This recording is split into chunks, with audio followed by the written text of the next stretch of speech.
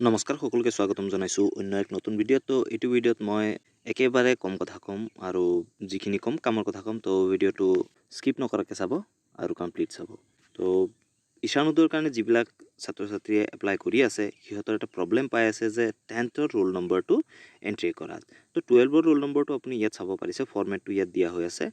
ইয়াত আপোনাৰ ক্লিয়াৰলি লিখা আছে যে 12ৰ যিটো ৰোল নম্বৰ হয় আমাৰ অসমৰ, বিহাৰৰ আৰু ঝাৰখণ্ডৰ যিটো ৰোল নম্বৰ হয় সেইটো আপোনাৰ কি ফৰ্মেটত দিব লাগিব। তো ইয়াত আপুনি চাব পাৰে, যদি আপোনাৰ ৰোল কোডটো আপোনাৰ 11066 বা এনেকুৱা ধৰণৰ হয় আৰু নম্বৰটো বেলেগ হয়, ৰোলটো বেলেগ হয় আৰু নম্বৰটো বেলেগ হয় এই তিনিটা ষ্টেটৰ, তেনে ক্ষেত্ৰত আপুনি ইয়াত চাব পাৰিছে 11066 তাৰপিছত এই মাৰ্কটো দি আপুনি নম্বৰটো দি দিব। তো তেনেকৈ আপুনি ইয়াত দিব পাৰে 12ৰ ৰোল নম্বৰটো। কিন্তু 10থৰটো আপুনি কি কৰিব, 10থৰটো আপোনাৰ এনেকুৱা ধৰণৰ থাকে, ধৰি লওক এতিয়া অসমৰ যিটো হয় B16, আকৌ চিনডাল দি আকৌ এটা কোড থাকিব, তাৰপিছত আকৌ নাম্বাৰটো বেলেগ থাকে।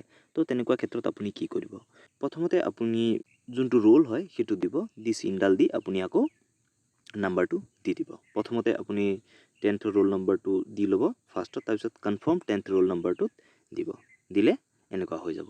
আৰু ইয়াৰ পিছতো যদি নহয় কমেণ্ট ছেকশ্যনত মোক জনাব। তো আশা কৰোঁ আপোনালোকে এপ্লিকেশ্যনটো কমপ্লিটলি ফিল আপ কৰিব পাৰিব, আৰু যদি নোৱাৰে মই এটা ভিডিঅ' বনাইছোঁ কমপ্লিট টিউটৰিয়েল, আপোনালোকে তাত গৈ চাব পাৰে, চাই আপুনি ফিল আপ কৰিব পাৰে। ধন্যবাদ। জয় আই অসম।